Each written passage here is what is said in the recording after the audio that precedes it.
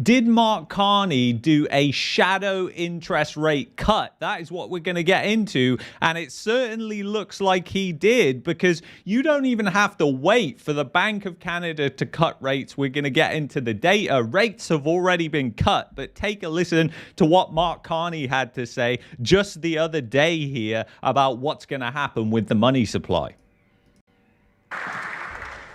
Mr. Speaker, I think if we are going to build the strongest economy in the G7, and we will, we need to be clear. We need to be clear about the scale of the crisis we are in. We need to be clear about the scale of investment that we need. $60 billion in new projects announced last week. $200 billion in investment announced. So there you go. All this investment that's coming. And guess what? You know, Canada, forget the G7, guys. Just look at the G20. Look at these 30 countries. Canada is dead last in per capita growth. It is just Mexico and Luxembourg that are literally worse off out of all of these countries. So it's quite frankly insane what he is talking about, just increasing government spending there. And we just literally had this rate cut, like I said. So what's happened is Mark Carney has destroyed and continued the destruction of the Canadian economy. And we had the GDP data that confirmed this just the other month. And since then, interest rates have tanked. They've gone down about 0.25%, 25 basis points. So interest rates have actually dropped before the Bank of Canada has even done anything, which is happening tomorrow, and we'll be covering that live as well. So interest rates, it's already happened. The cut already happened because Mark Carney is continuing to collapse the Canadian economy whilst enriching himself at the same time. And I saw this as well, and I just had to throw this in there because it's literally factually wrong. Canada's economy is bad, but the US economy is just way worse.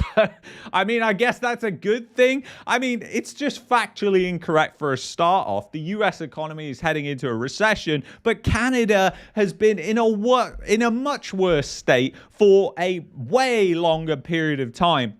And then basically, Carney is actually holding $6.8 million worth of Brookfield options in this blind trust. And basically, Brookfield is expanding modular home construction just as they are seeking to purchase them. I mean, it's absolutely insane. Melissa wrote this on X. Just take a look at what you're going to be living in this World Economic Forum sponsored country that is now Canada. You're going to be living in literally third world style homes in the second largest country in the world. I mean, that is completely insane. And somebody sent me this as well.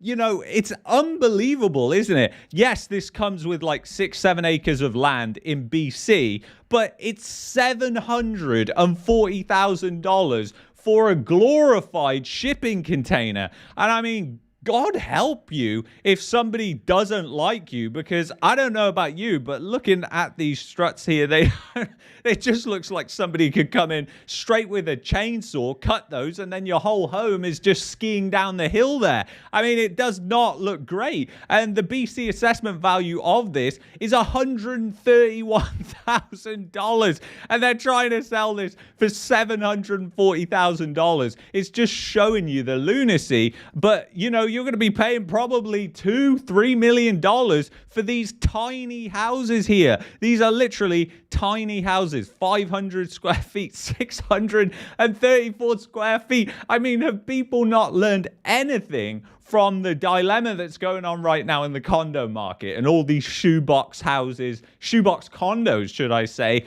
that nobody wants. Nobody wants. So it's just absolutely insane. Yeah. Oh, Canada, as Mark is saying there in the chat as well. And then we're going to get into what is happening, because obviously Mark Carney, it's been going on for best part of 3 years. The unemployment rate has been going up and up and up. And we've just had inflation data that hit today. And basically, it's still going up. Going to be interesting in September, though. And the numbers are obviously real broken here. I just want to be so blunt and fucking straight with you here, because the government is lying through their teeth about inflation. If you look at shadow stats, and yes, this is for the US, but it's incredibly similar for Canada as well, you can just see how much they understate it here. You know, it's saying inflation is around 4% in the US. In reality, it's around 12% if you were to measure it the same way as they did in the 1980s. So you can basically triple the inflation rate to get to something more realistic. I mean, that is just how bad it is with the data that we get. So inflation came in at 1.9% this morning for August. Obviously, people are going to laugh at that because it's just, I mean, it's just not an accurate representation. People are seeing gas prices that are going up substantially in September, so that'll be feeding into the next month data. We've got a data-heavy week this week. We've got what's happening with the Bank of Canada tomorrow, and it's really a nothing burger because the rate cut has already been done, and they follow, not lead, as Shazzy said on X. I thought that was great. And basically, what you're going to see on Thursday, even more interestingly, is EI claimants. That data comes out, and that's going to show the reality of how much this is growing and how much the government is paying for the economy's own demise, because they're essentially subsidizing it. And basically, inflation is down, which, if you think about it, you know, it's gone down significantly over the past couple of months. Why is this happening? It's because the economy is being crushed and it's imploding. The economy is imploding. That is why inflation is falling. It's nothing actually good. The core inflation rate is still high, and the Bank of Canada, are they really going to lean into that and say we're not going to cut rates? I doubt it. I mean, the market has already done it for them, so I don't even care really what they say, but we're still going to cover that tomorrow because it'll be interesting. Nevertheless, services inflation is down now, and it has moved down significantly. It's at a low not seen since 2021, which is interesting enough, but it's still high. It's still around 2.8%. You've got food inflation that's still high at 3.4%, and everybody needs to buy food, right? Every fucking person in Canada needs to buy food, and the inflation is still well above the Bank of Canada's target. And you know, you've still got millions of people in the Great Canadian Depression that are going to food banks. So again, that's just showing you what's going on. And you know, interestingly enough, I saw that the Canadian dollar actually went up off this, which might actually be just because the US dollar was weaker. It's up about 0.14, 0.15%, which is probably just going with, oh, well, the Bank of Canada is going to cut now and the economy is going to rip, even though that's not the way it works. But that is how they frame it. That's how the mainstream media frames it. But interestingly enough, if you look at what's happening with gold, it's basically was trading at an all-time high earlier today. So you had gold hitting another all-time high in Canadian dollars, over $5,000 an ounce. And I remember back in 2021, there was one YouTuber, I won't name him because I'm not like that, but he made a number of videos saying gold is a waste of time and don't buy gold.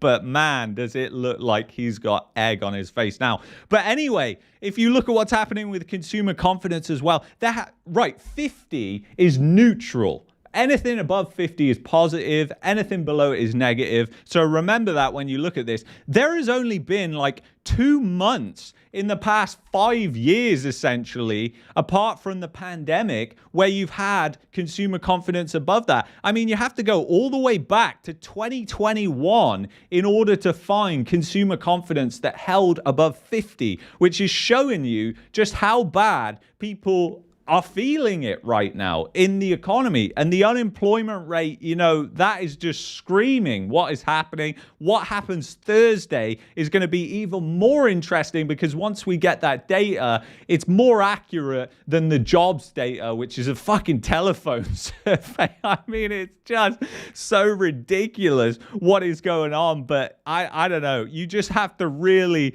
shake your head at this kind of stuff because it is just so crooked. And the open air corruption, like what is going on with Carney and basically his blind trust that's just going into all these things that just so happen the Canadian government is doing the exact same thing, is absolutely insane. As Bruce says here, Trudeau and the Liberals put our economy in this mess, which crooked Carney left out. So yeah, it's just showing you the reality of what a disaster this economy is really in right now. And yeah, basically, you've had rates drop before the Bank of Canada has even done anything because the economy is so shit. And that is the reality here. And that's the message that I have for you. Anyway, I want to thank you so much for tuning in on this live stream. I will see you in the next one. Take care, guys. Bye-bye.